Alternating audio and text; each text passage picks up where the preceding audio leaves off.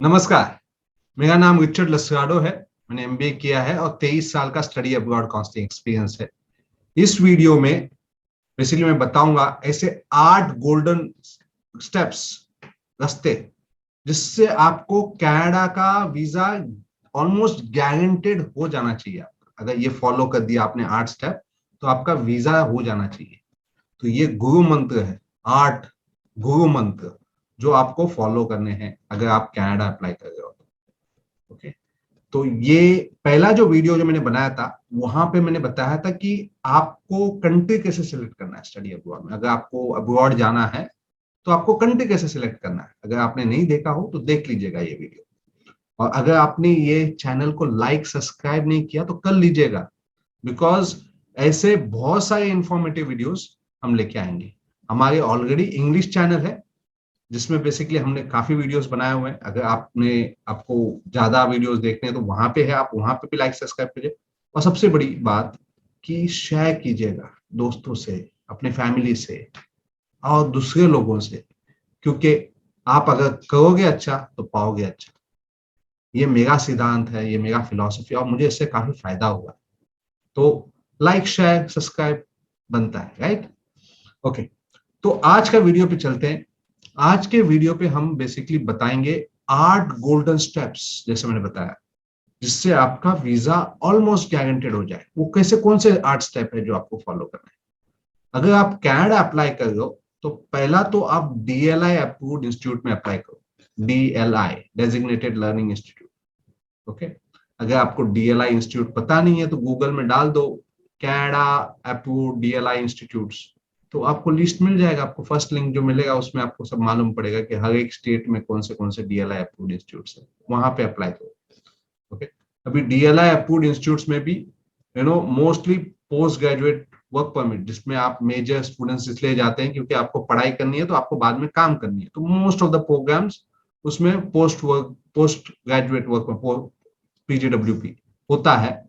Okay, तो आप पढ़ाई के बाद काम कर सकते हो, पर कुछ जगह पे आपका PGWP, post graduate work permit नहीं होता, आपको पढ़ाई के बाद काम करने का ऑप्शन नहीं होता। तो जगह चेक करना इंपॉर्टेंट है कि आप डीएलआई अप्रूव्ड में अप्लाई करो, प्लस उस इंस्टीट्यूट में अप्लाई करो जहां पे डीएलआई अप्रूव्ड हो और पोस्ट ग्रेजुएट वर्क परमिट भी हो। कनाडा में 1 साल का प्रोग्राम के लिए 1 साल का वर्क परमिट है और 2 साल के प्रोग्राम के लिए 3 साल का वर्क परमिट है। ये वर्क परमिट आपको काम करने के लिए और आगे आगे आपको सेटल करने के लिए हेल्प करेगा। ओके, तो फर्स्ट स्टेप तो हो गया कि डीएलआई अप्रूव। सेकेंड स्टेप ये है कि आप बेसिकली एसडीएस में अप्लाई करो, स्टूडेंट डायरेक्ट स्ट्रीम। ये स्टूडेंट डायरेक्ट स्ट्रीम क्या है? स्टूडेंट डायरेक्ट स्ट्रीम एक फैसिलिटी है जो कनाडा गवर्नमेंट ने कुछ कंट्रीज को दिया है, जिसमें इंडिया भी है।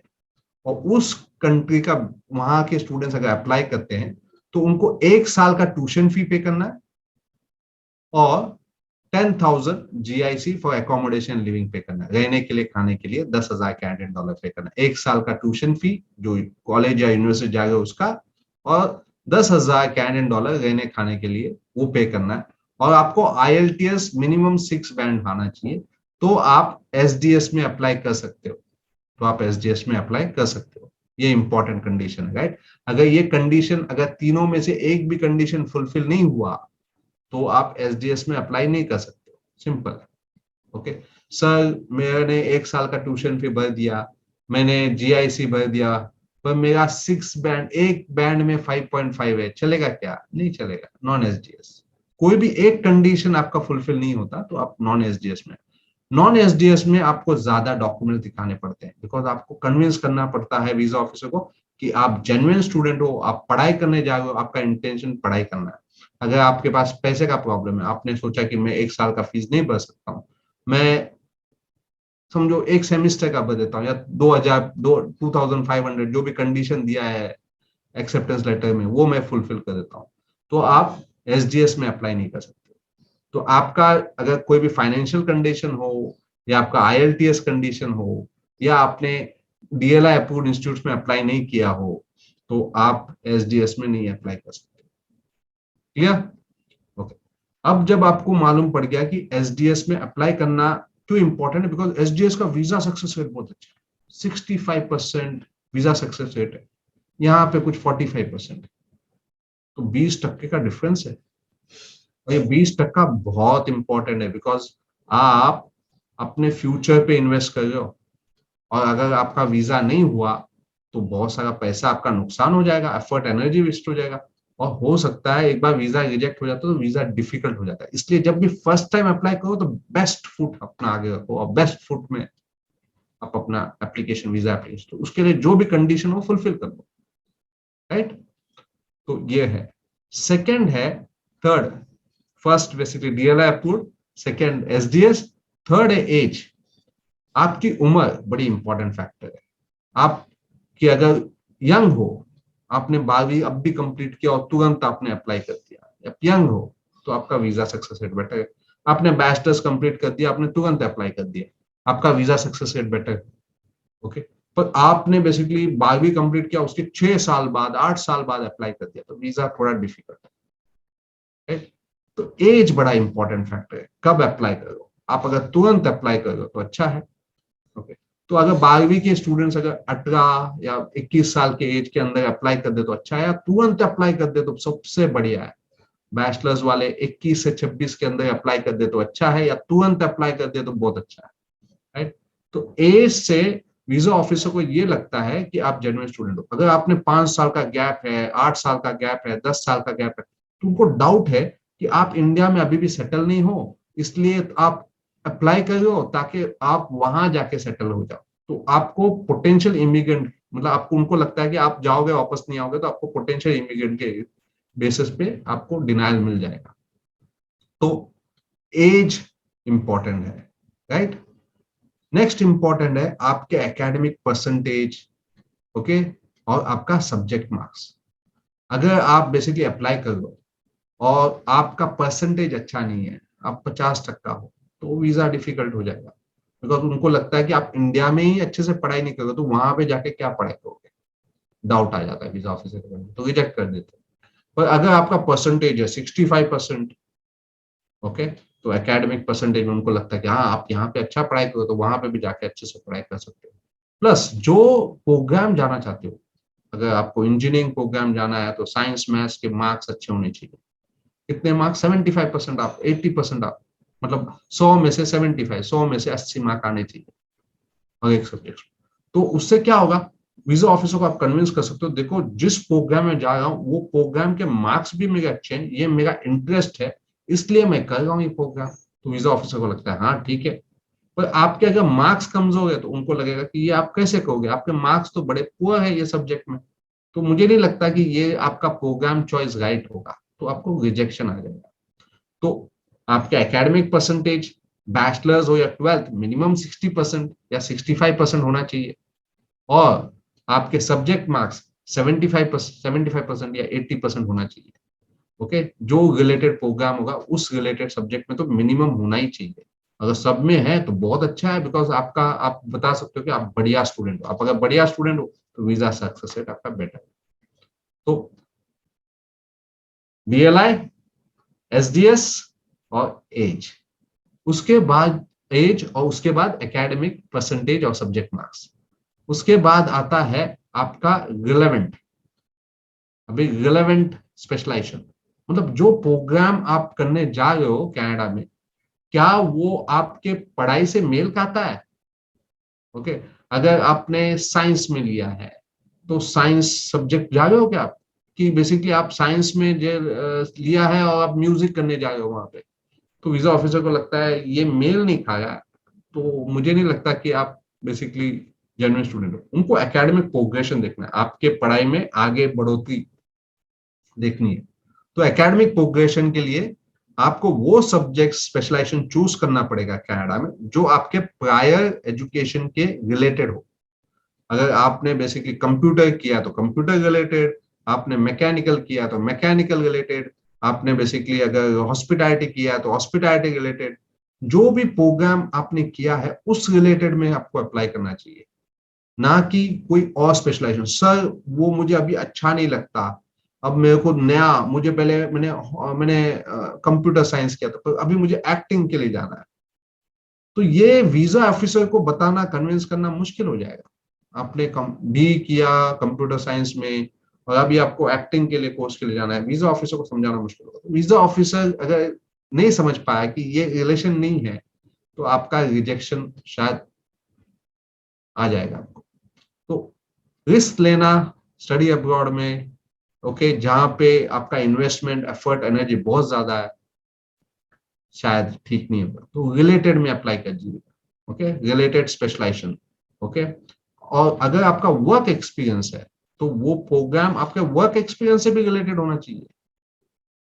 अगर आप बेसिकली कंप्यूटर साइंस में काम करो तो कंप्यूटर साइंस रिलेटेड होना चाहिए, हेल्थ में काम करो तो हेल्थ में रिलेटेड होना चाहिए, आप अगर कंस्ट्रक्शन कर रहे हो तो काम तो कंस्ट्रक्शन रिलेटेड होना चाहिए।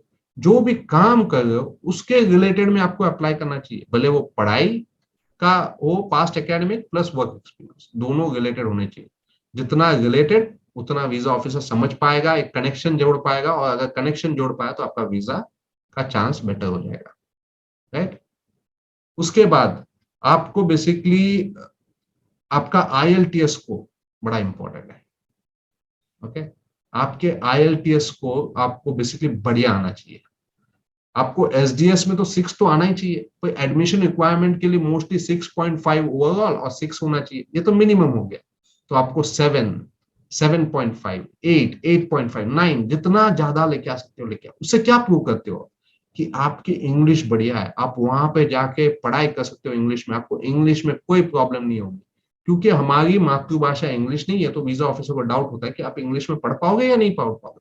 तो आपके आईएलटीएस को बताएंगे वीजा ऑफिस को कि आप इंग्लिश में पढ़ पाओगे। तो आईएलटीएस को बड़ा इंपॉर्टेंट है। अभी एक बार फिर से फैक्टर देख लेते हैं कौन से फैक्टर है। एक तो आपको डीएलआई में अप्रूव्ड इंस्टीट्यूट में अप्लाई करना चाहिए, दूसरा आपको एसडीएस में वीजा अप्लाई करना चाहिए, ओके। तीसरा आपका एज है, फोर्थ आपका एकेडमिक परसेंटेज और सब्जेक्ट मार्क्स है, फिफ्थ आपका रिलेवेंस है, बेसिकली कि आप जिस स्पेशलाइजेशन में जा रहे हो उसके रिलेवेंस रिलेटेड होना चाहिए। सिक्स्थ आपका आईएलटीएस होना चाहिए, बहुत बढ़िया होना चाहिए, ओके। ये बड़ा फैक्टर होता है आपके स्टडी अब्रॉड के लिए। सेवेंथ स्टेप, सेवेंथ स्टेप क्या होना चाहिए? आपका एजुकेशन गैप। अगर आपका एजुकेशन गैप बहुत ज्यादा है, ये एज से रिलेटेड है, आपका एज ज्यादा होगा तो आपका एजुकेशन गैप ज्यादा होगा। लेकिन आपने अगर एजुकेशन गैप बहुत ज्यादा है, 10 साल, 15 साल, 20 साल, जितना ज्यादा, 8 साल, ओके, उतना ज्यादा रिफ्यूजल का चांस। अगर आपका एजुकेशन गैप बिल्कुल नहीं है, आपने पढ़ाई किया उसके बाद जॉब किया, आपको आप बेसिकली खाली नहीं बैठे हुए हैं, आप बेसिकली रिलेवेंट सब्जेक्ट में अप्लाई कर दिया, आपका एजुकेशन गैप कम है, तो आपका ज्यादा बेसिकली बेटर होगा। एजुकेशन गैप मतलब बेसिकली आपके पढ़ाई के बाद अगर आप तुरंत अप्लाई करते हो तो बहुत ही बढ़िया बढ़िया है। मतलब आपका इमीडिएट, अगर आप पढ़ाई के लिए अप्लाई करते हो, आपने 12th कंप्लीट किया, बैचलर्स कंप्लीट किया, तो education gap less than 1 year होना चाहिए। अगर आइडियली बोलो तो 1 साल से कम होना चाहिए आपके वीजा सक्सेस के लिए। 1 साल से ज्यादा हो जाता है तो वीजा रिस्क ज्यादा हो जाता है। तो इमीडिएटली कर लो तो बहुत ही बेटर, ओके। और सबसे लास्ट एंड इंपॉर्टेंट स्टेप आपका वीजा एसओपी। वीजा एसओपी बड़ा इंपॉर्टेंट प्ले करता है आपके वीजा सक्सेस के लिए, बिकॉज आप अपना स्टोरी वीजा ऑफिसर को सुनाते हो कि आपको वीजा क्यों मिलना चाहिए, आपके एकेडमिक्स के वजह से, आपके वर्क एक्सपीरियंस की वजह से, आपके आईएलटीएस की वजह से, और या और किसी की वजह से। और अगर आपका कोई प्रॉब्लम है जैसा एजुकेशन गैप है, या बेसिकली आपका एज ज्यादा है, या आपका कोई सब्जेक्ट में मार्क्स कम है, तो भी आप एक्सप्लेन कर सकते हो कि ये ऐसा क्यों है, और आपको ने कैसा इम्प्रूव कर दिया, और आपको इस रिगार्डिंग में क्या आप अच्छा कर सकते हो आगे फ्यूचर, और आपको वीजा क्यों मिलना चाहिए। ये सब आप वीजा एसओपी में बढ़िया। वीजा एसओपी अगर बढ़िया हो ना, तो कभी कभी बेकार से बेकार प्रोफाइल को भी वीजा मिल जाता है। वीजा एसओपी बढ़िया होना चाहिए, आपको कन्विंस करने को आना चाहिए वीजा ऑफिसर को कि आपको वीजा क्यों देना। तो एक वीजा एसओपी बड़ा लिखना है, बढ़िया बढ़िया लिखना चाहिए। और इसके लिए ही स्टडी अब्रॉड काउंसलर बड़ा इंपॉर्टेंट है। देखो, आप लाइफ इंश्योरेंस कवर क्यों लेते हो? बिकॉज रिस्क है, रिस्क के लिए लाइफ इंश्योरेंस कवर है। स्टडी अब्रॉड काउंसलिंग, जब आप अब्रॉड में जाते हो पढ़ाई के लिए, तो वो भी तो रिस्क है। आप इतना ज्यादा इन्वेस्टमेंट करते हो, आपका कवर स्टडी अब्रॉड काउंसलर है। ओके, जो आपका बेसिकली सब कुछ कैलकुलेट करता है, सब कुछ बताता है, सही रास्ता बताता है और आपका एडमिशन कराता है, स्कॉलरशिप कराता है और वीजा कराता है। तो अगर आप अपना काउंसलिंग खुद कराते हो तो रिस्क लेके करते हो और वो रिस्क कभी कभी बहुत भारी पड़ जाता है। अगर आपको काउंसलिंग चाहिए तो मेरे कैलेंडर डिस्क्रिप्शन में कैलेंडर लिंक है, उसको क्लिक करके अपॉइंटमेंट ले लीजिएगा। फर्स्ट अपॉइंटमेंट आपके लिए फ्री है, तो इससे आप समझ तो लो कि आपका प्रोफाइल कैसा है, आपका इस प्रोफाइल पे कैसे एडमिशन हो सकता है, क्या मिल सकता है आपको, कैसा आपका डाउट सब क्लियर कर लो और फिर आपको अच्छा लगे तो हमारे काउंसलिंग के में रजिस्टर कर लो, क्योंकि हम गारंटेड एडमिशन देते हैं और हमारा वीजा सक्सेस रेट 96.5% है। ये बहुत बड़ा फैक्टर है स्टडी अब्रॉड काउंसलिंग के लिए। इसके अलावा हम काउंसलिंग सब कंट्री करते हैं, US, UK, Canada, Australia, New Zealand, Singapore, Europe, या आप बोलो जो कंट्री, या रिसर्च बेस्ड काउंसलिंग सेंटर। तो आपके प्रोफाइल के हिसाब से आपको यूनिवर्सिटीज मिल जाएंगे। ये हम बहुत ही बड़ा है, बिकॉज ऐसे study abroad research based counselling centre आजकल वर्ल्ड में, दुनिया में बहुत कम है और हम उन कम में से एक हैं। तो अगर आपको काउंसलिंग करनी है और आपको फ्री जूम अपॉइंटमेंट चाहिए तो कैलेंडर लिंक डिस्क्रिप्शन में है, क्लिक करके अपॉइंटमेंट लीजिएगा और लाइक शेयर सब्सक्राइब जो मैं बोलता हूं हमेशा कर लीजिएगा, स्प्रेड कर लीजिएगा, बिकॉज करोगे अच्छा तो पाओगे अच्छा। All the best.